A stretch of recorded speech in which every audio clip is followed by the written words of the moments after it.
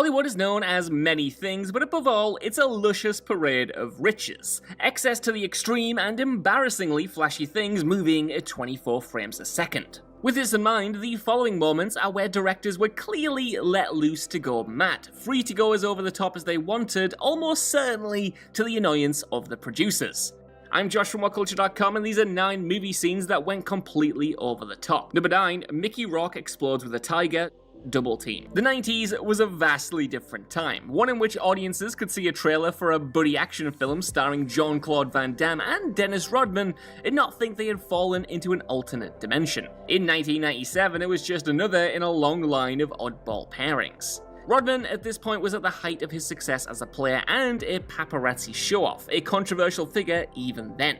Then he got it in his head that he wanted to venture into the movie business, seeing as how well that turned out for Michael Jordan and Shaquille O'Neal. So he took on the role of Yaz, an arms dealer who pairs with Van Damme's CIA agent to take down a terrorist planning to sell plutonium to Iraq. Every line of the film feels as if it were from an action script template made on some screenwriting software somewhere, complete with personal vendettas, you know him better than anyone speeches, and the unlikely friendship that forms between Van Damme and Mickey Rourke's character. It's all just played worse in this flick. That is, except for the aforementioned Rourke's character and his death. See, the actor was miles away from Sin City and credibility in general at this time, so he settled for crap like this. As a result, the end of the film finds him standing on an active landmine in a Greek stadium, which explodes just as he's attacked by a marauding tiger. It's best not to question such a slice of cinematic heaven, so I'll just leave it there.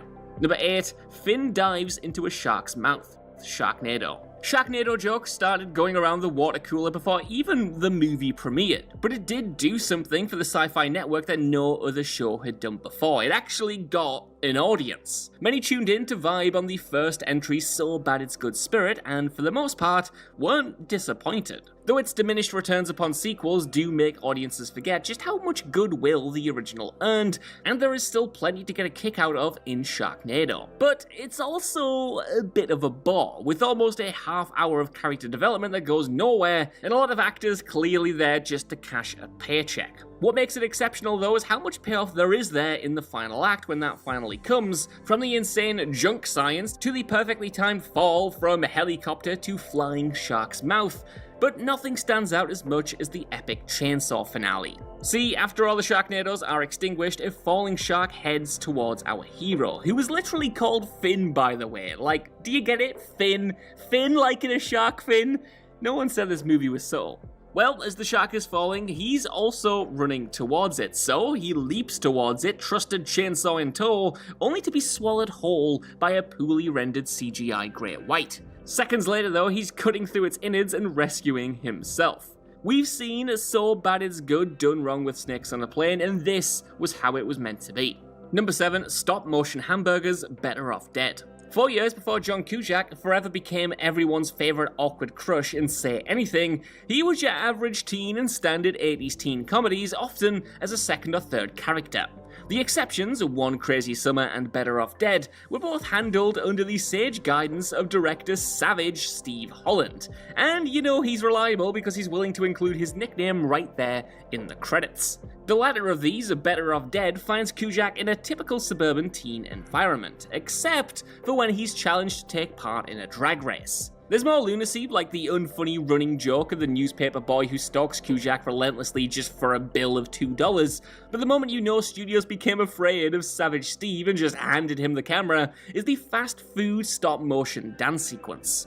At this point, Cusack's character begins to suffer from hallucinations after being dumped by his girlfriend, and while working, he imagines himself as a Dr. Frankenstein figure and the meat as a corpse. The burger, reanimated, finds a family of hamburgers, some with instruments, and hilarity ensues. I say hilarity because it's not really funny, it's just kind of, well, it's absurd, isn't it? This was a long time before Sausage Party. Number 6, lip syncing to Roy Orbison, Blue Velvet.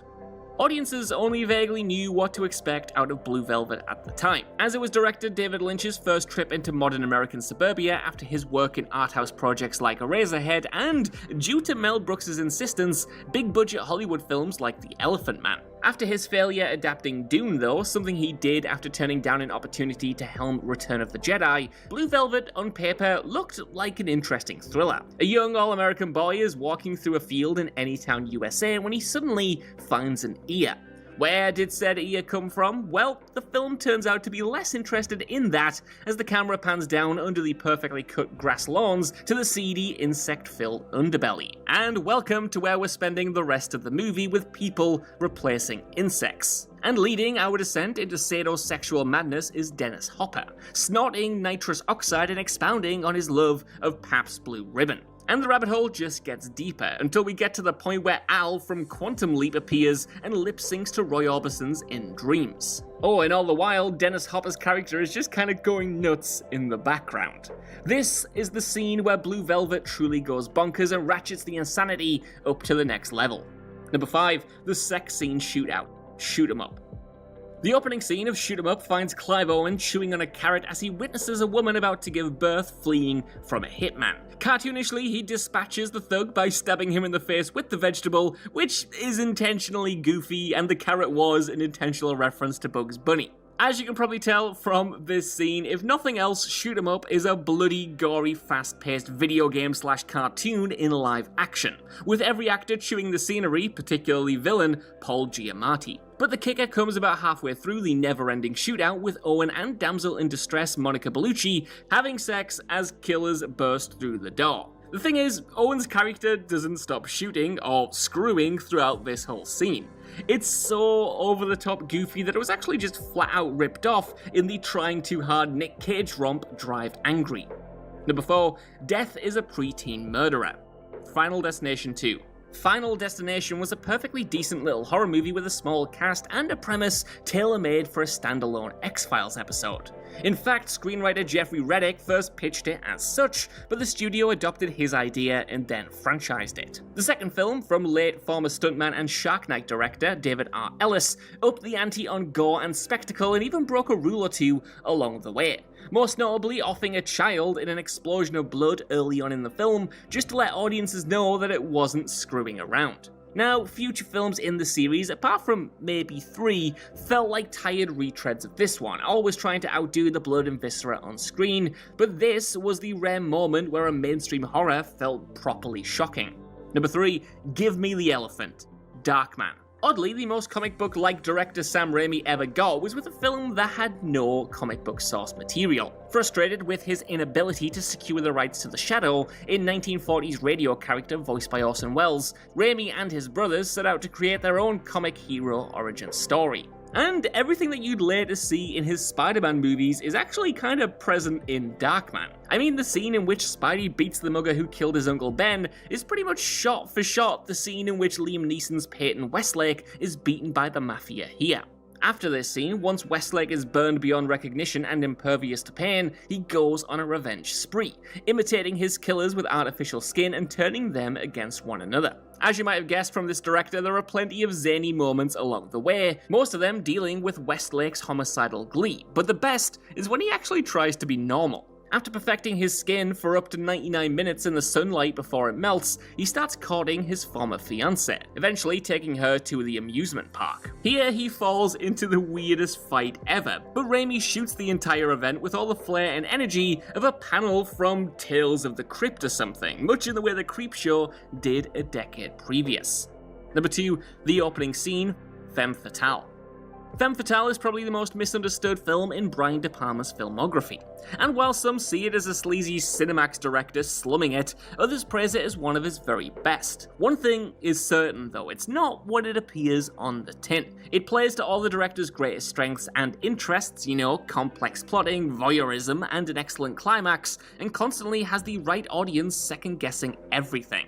As you might guess, to give away too much is to spoil the film, but just know that it begins with 2 women making out during a heist at the Cannes Film Festival. In this scene, everything is in place for the heist to go off. Every player has their role. There's the lead, who seduces the model wearing the diamond-crested clothing meant to be thieved. There's the scuba diver with the blowtorch, the guy in the van, etc., etc. But very quickly the film betrays convention when none of the characters actually do their job, and instead are screwed over by the lead. Now, it may not always make literal sense, which is why it ends up on this list, but it does always make cinematic sense, even when it's subtly screwing with its audience.